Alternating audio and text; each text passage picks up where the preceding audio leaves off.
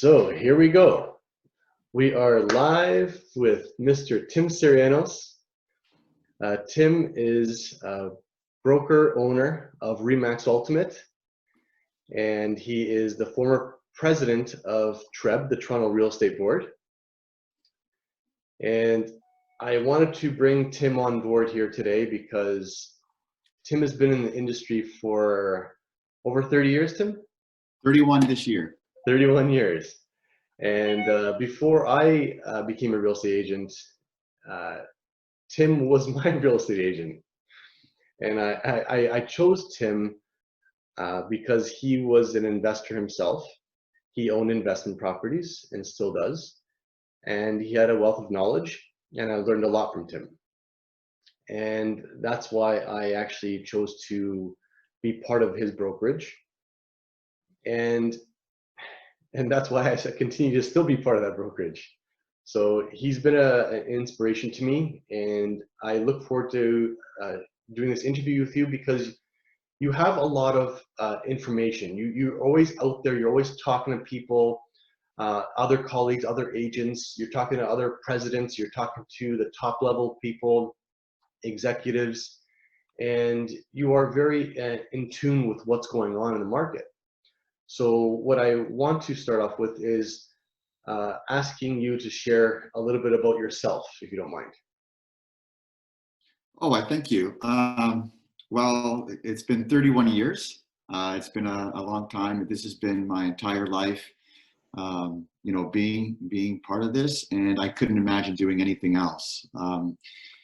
Before I became a broker owner, my entire focus in business was helping people achieve their goals. Obviously, Andre, that's how we met.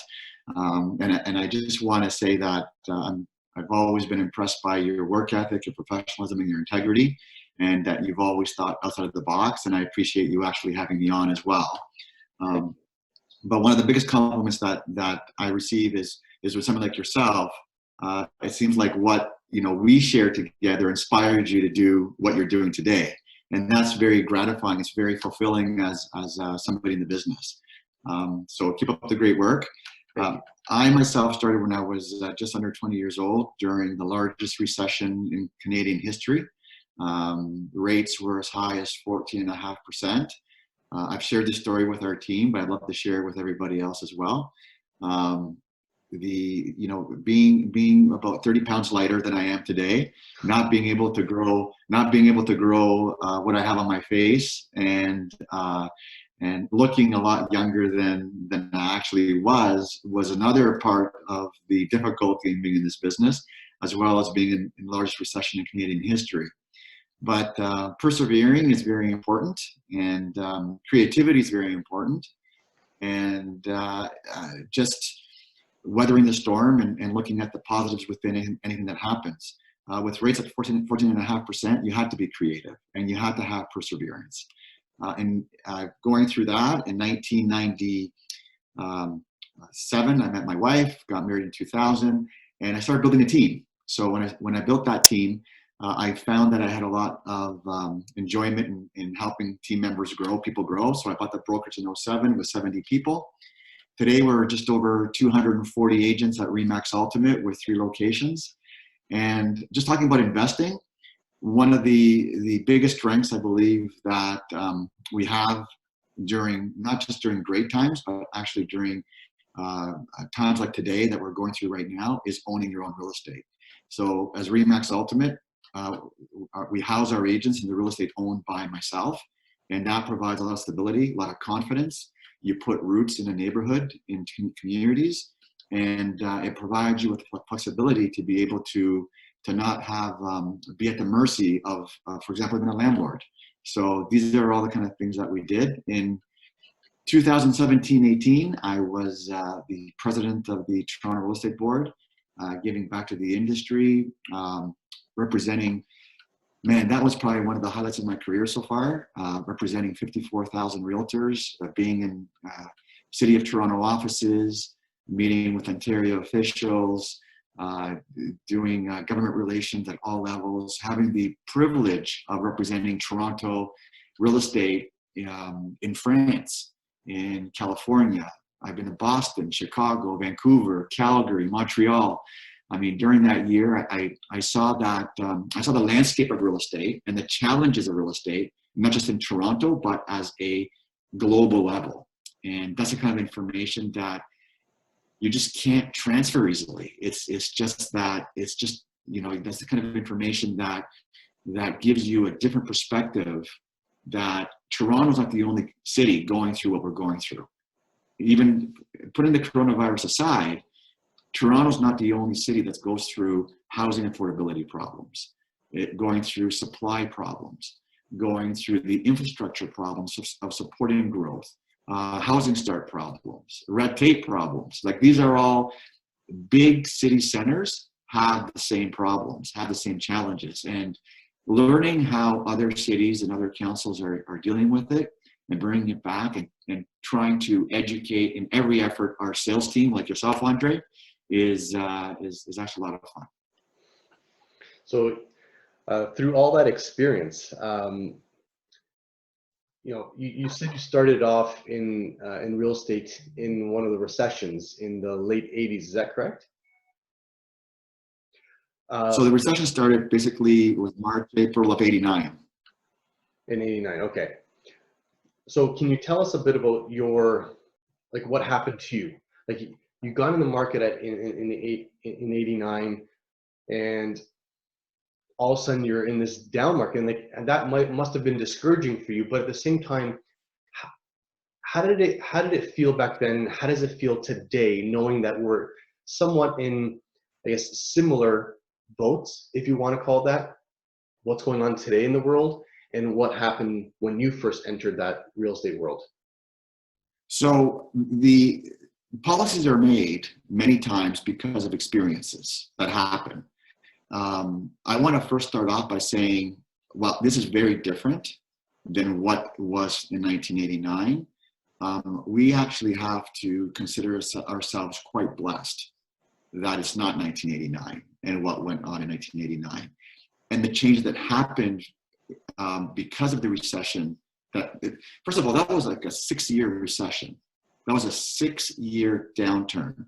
The first home I ever was part of selling sold for $490,000, and a year later sold for $275,000. I just want to give you some perspective.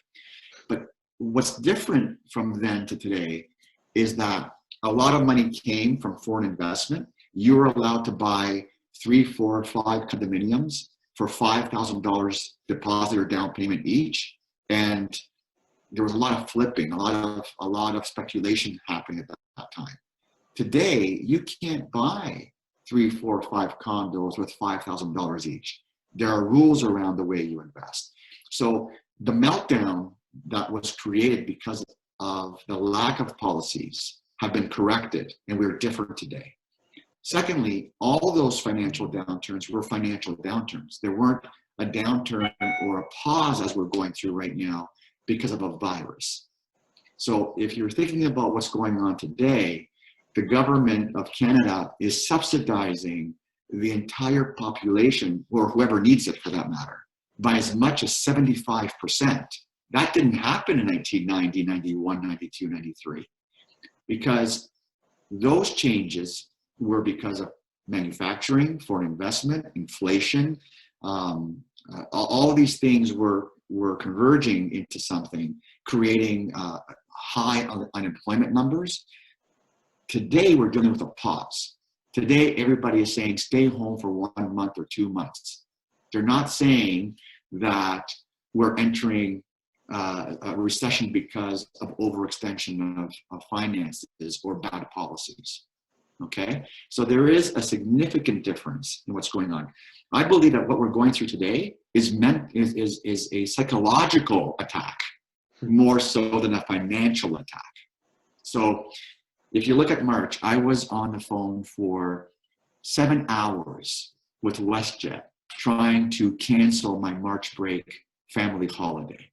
So the province of Ontario came out with a state of emergency. And I spent 7 hours trying to cancel that flight. And if I went on that flight, I would have been a group of the repatriated Canadians a week later because the return flight was one of the flights. I was watching it on purpose. My flight would have been affected. I would have been stuck down south with a family of 5. So when that happened, I want to share with yourself and everybody else, it was shock. How is it possible that this is happening today? Who would ever think that in our lifetime we'd be dealing with a virus and the world is shutting down?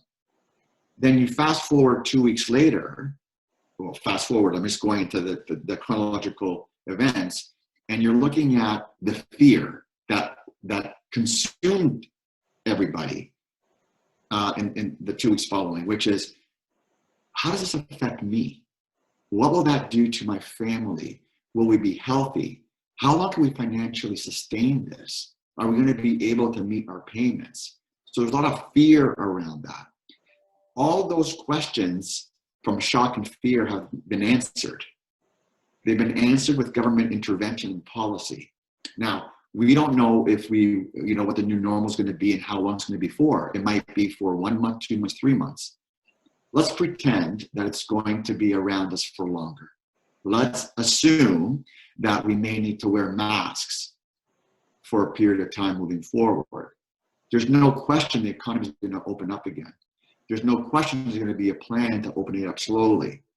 Today, as a matter of fact, there's a publication, the TD Bank has put out that they're expecting prices to increase on the back end of 2020 by over 7%.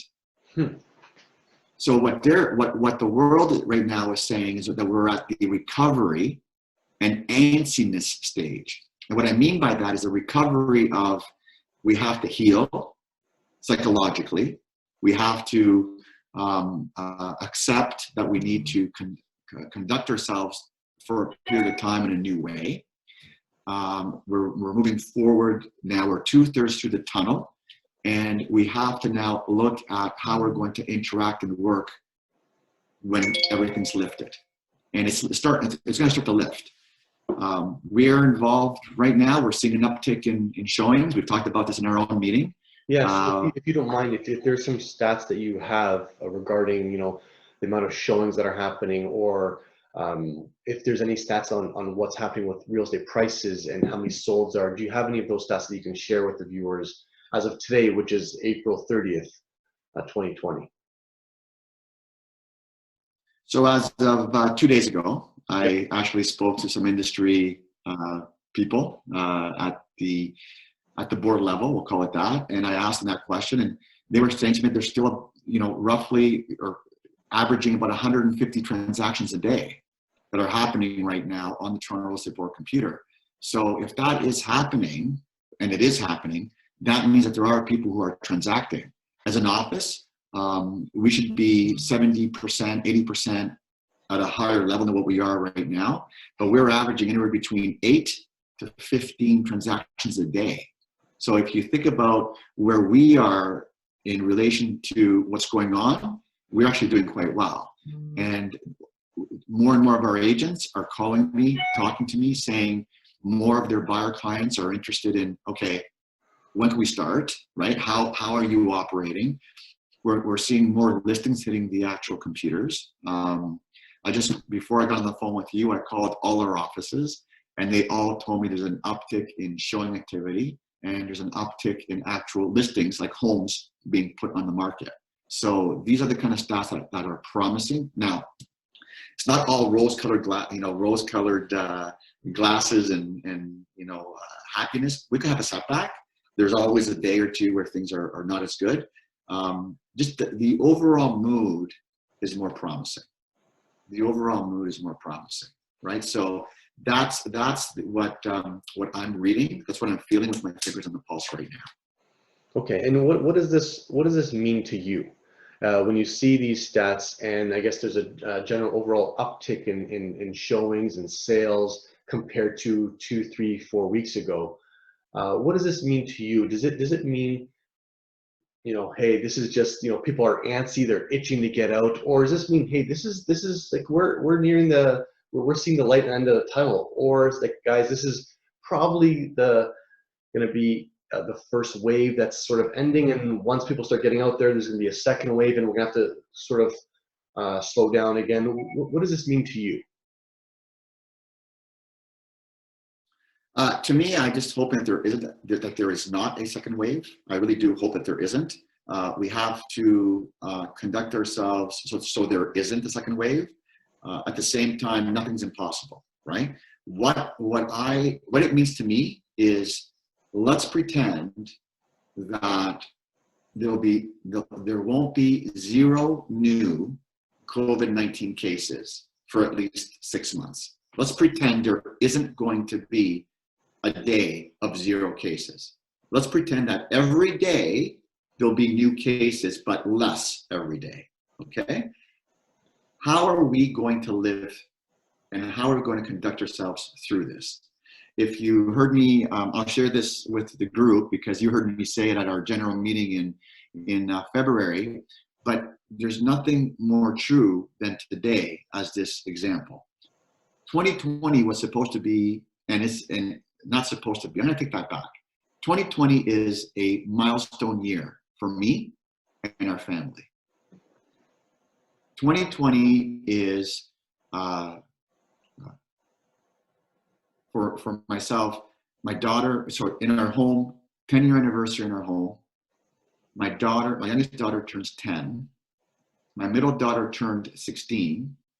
My eldest daughter is turning 18, is graduating high school, and is starting university in September. We are 20-year anniversary for our wedding in 2020, and I turned 50. So there you go. I just shared my age, right? I can't defer these milestones to next year. You see where I'm going with this? I can't say that I'm turning 50 in 2021. I mean, we'd all love to do that, right? Like, we'd all love to say, you know, in 5 years from now, when we're really 55, hey, I turned 50. I deferred it from 2020, right? Yeah. Doesn't work that way. So we can't defer life. We can't defer, you know, the milestones that we have right now. So we need to find a way and a solution to work around what's going on here. That's my message to you and everybody else. So people who are buying or selling, they're still getting married. There are still babies being born. Unfortunately, there are still divorces. And there may be more after COVID-19, right? Unfortunately, and hopefully not because of COVID-19, there are people passing away. Like, there's many reasons why people are still transacting during these times. There are still relocations happening. There's still, believe it or not, there are still people employing people. You know, in our office, we had one of our employees accept a position at a different company during these times, and one of them just before these times. So it's not impossible that, that's not impossible, it's happening that people are still living their lives, and we have to do the same thing. So what do? We wear masks, we have our Lysol wipes, we wipe down the lockbox, we wipe down the actual, you know, doorknobs, we respect social distancing. Buyers are using technology to the highest level they can. They're using the virtual tours. They're using the 3D tours. They're doing all the preliminary pre-qualification online with their mortgage broker. They're doing all those things. And then when they love a house, they still go to see it, but they see it in a safe fashion. Okay, so as a broker owner, and as former president of TREB, okay, so you've seen, no pressure, right? No pressure. you've seen some high level stuff. You are involved, and you've been involved with high level, I guess, decisions, and you've also been part of several recessions personally. You've seen, you have some experience here. So what I'd like to know from you is, what do you foresee happening in the next 3 months, 1 year, 5 years, and 10 years with real estate, with the prices, with Toronto? What do I foresee happening? Well, what I wish I can say would not happen, and that I hope does not happen, is that all these government programs increase our taxes. That all these government programs, you know, somebody has to pay for it, right? Like I've been saying to everybody in our office and everybody outside, if you don't need the government assistance, don't take it. Because if we're trying to take advantage of everything the government provides us, we're collectively all using something that nothing's for free in this world. Right? We know this. So that's the part that I have some concern with. On the flip side, the other part that I am concerned with is consumer confidence. How long will it take before people start to feel confident in going out and living their lives the way they always have? Again, this is a psychological, a very, very large impact psychological hit that we're receiving right now. You know, I know for myself, we have employees in our company that are very stressed about working, you know, in any capacity right now. Even if they're working from home, they still feel frozen. That needs to, there's a component there that I'm hoping will soften and get better. I respect the media. I know that they have to do their job. I just wish they did it in a way that did not contribute to challenges to mental health, right? Like we need to look at it from a perspective of reporting and not trying to capture the ear, right? All the time, because people just staring at, you know, these networks, you know, and it's just, yes, you know, be vigilant, be this, be that, you know, report the deaths and what's happening. But do we really need the opera crescendo, breaking news every 30 seconds? It's tough, right? So that's the part that concerns me, is consumer confidence.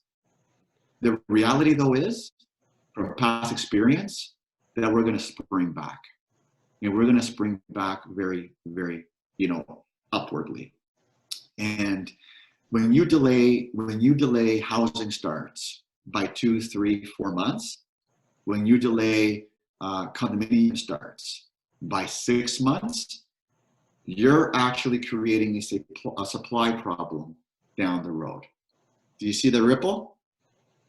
So if you create a supply problem and demand is there, and I want to share this idea. What happens, and this is very likely, what happens if new policy provides you with a 35 and 40-year amortization on your mortgage to make it more affordable? For me to sprinkle this into this conversation, it means that it's possible. And it's possible because of my experience and the people that I'm speaking to, talking about affordability, trying to ease the stress of payments. These things are the things that are happening right now, right? That could happen. So if you extend amortizations and interest rates remain under 3%, I just renewed one of my mortgages for 2.5. Think about that.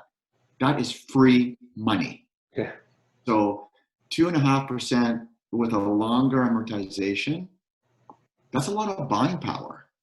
And what that means is that if there's low supply and I can afford to buy more, it means my multiple offer will not stop at 1.2.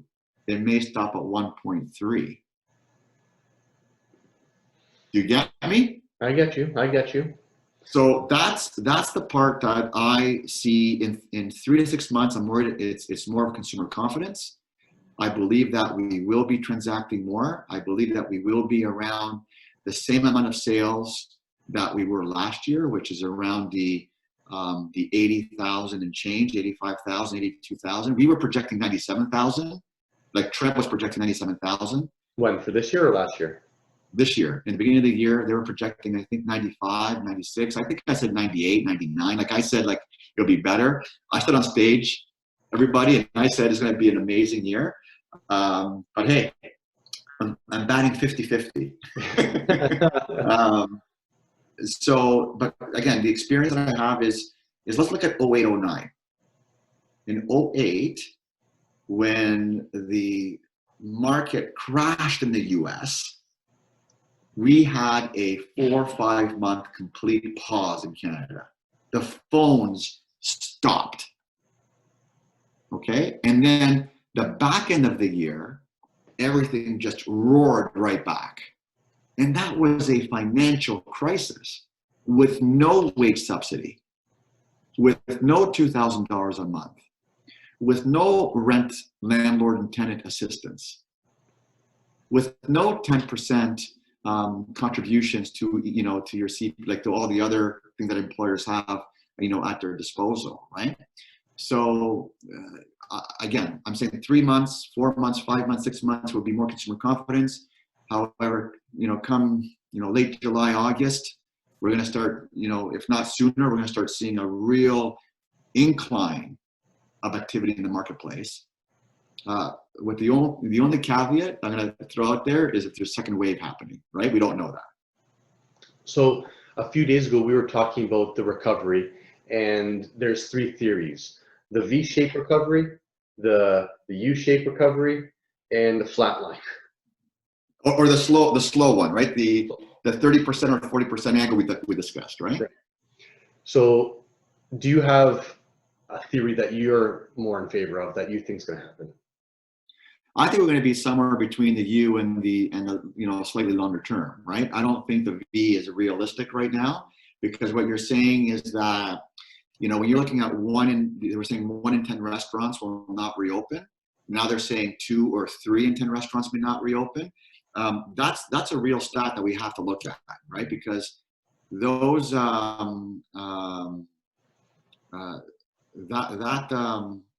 request, that comment is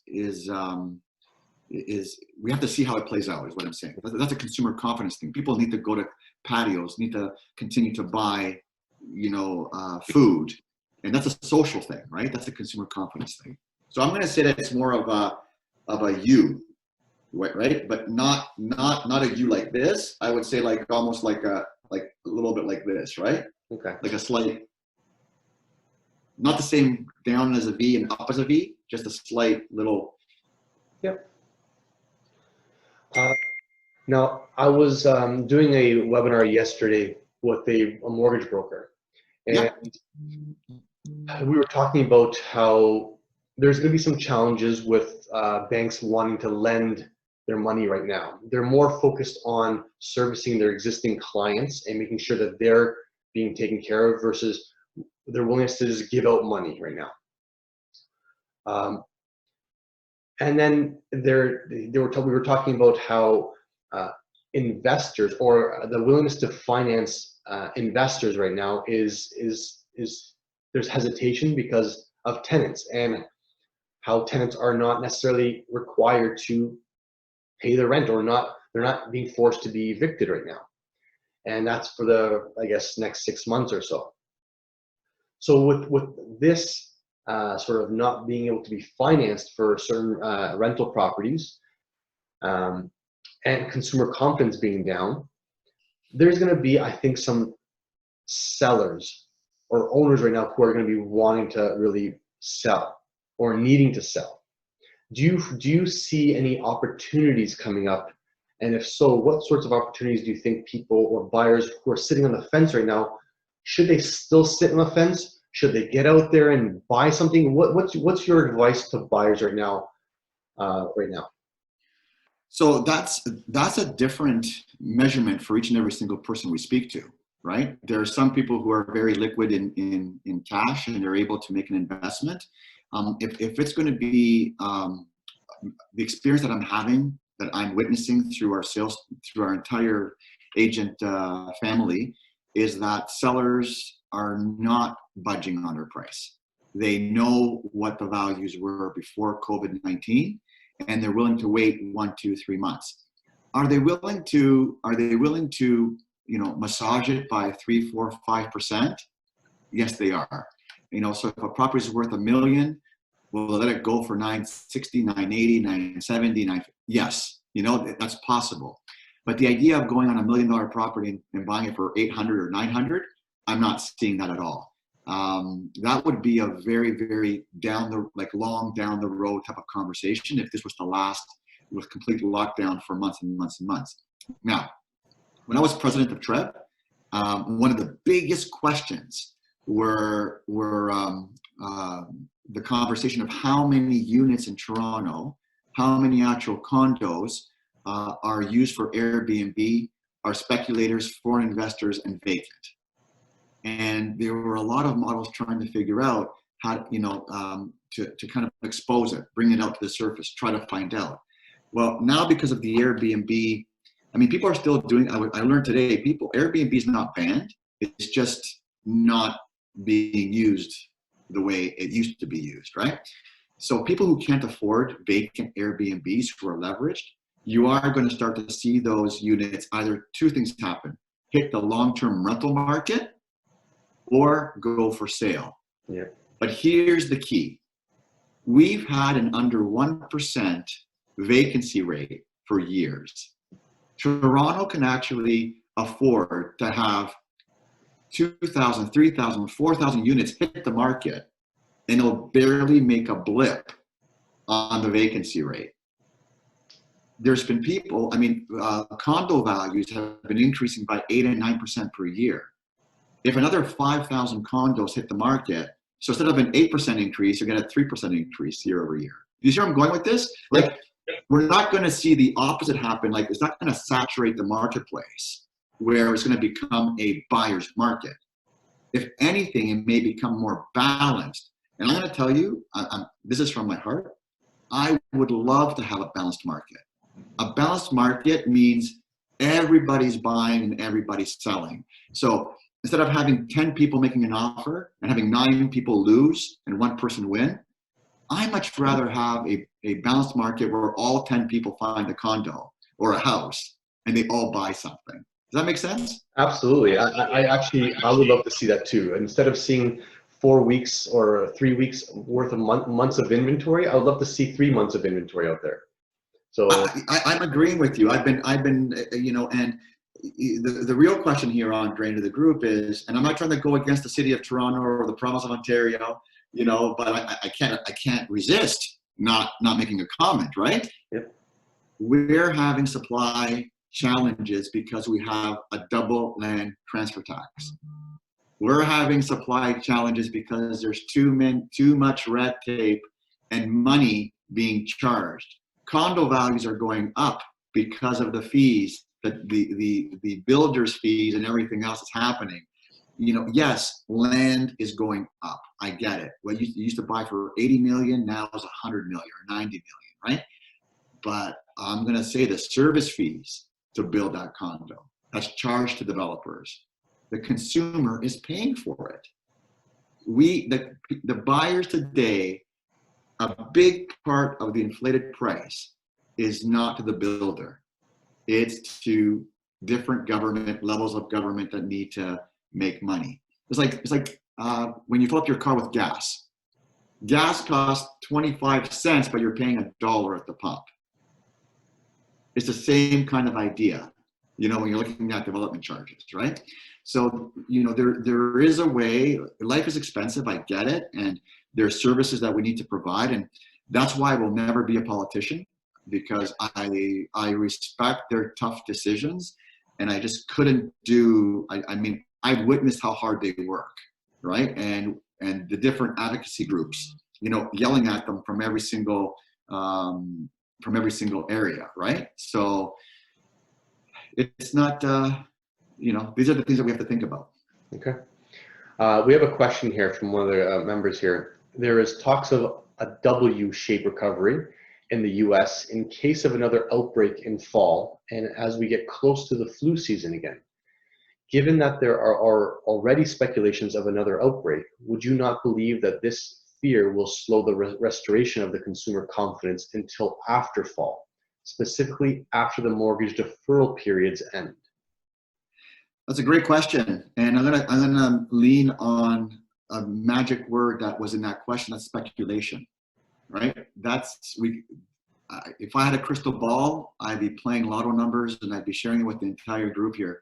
I personally am very concerned with the way that the COVID-19 virus was handled south of the border. We have to feel very blessed that we've been very proactive and that things here have not been handled the same way, with people screaming and yelling and defying the orders that a lot of states to the south have done.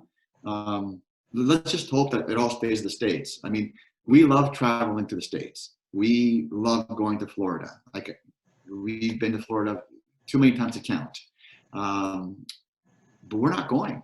Like, we're not going to the States. I mean, if anything, it's driven my confidence away from going to the US. We're looking at doing an East Coast trip this year, maybe, if we do a trip, right? We're thinking about doing a cottage rental, up north, if we do a trip, right? And, Andre, you know me well. Every year, there's a 2 to 3 week holiday with my family. It's a sacred time. And we go to Europe, or we go, we do this trip by plane.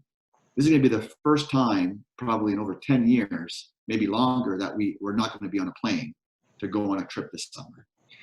The W comment is very, very real. It's not impossible that we could have a setback, but and it could create that W. I myself don't subscribe to the W. Okay. If there's any other questions, feel free to ask. We are gonna be wrapping this up shortly, but I like what you're saying. I do agree with what you're saying.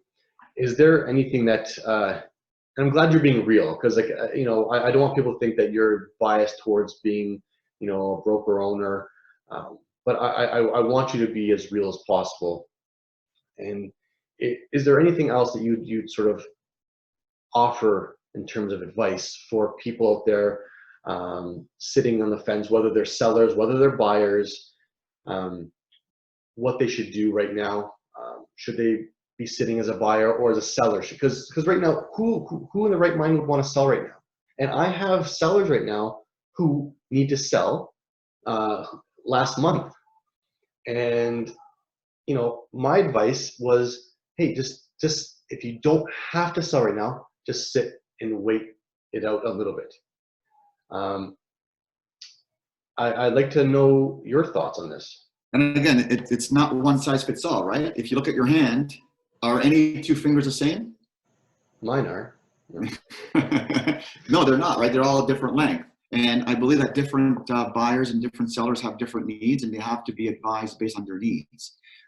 If there's a seller who has an underlying health condition and is a little older or young, doesn't matter what the age is, we'll just say underlying health condition.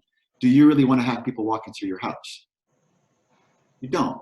But if a seller has a place to stay while the property is being shown, then there's a solution. You can actually have the home professionally staged. You can follow the proper showing protocols, the safety protocols that that the industry is working diligently to put into place.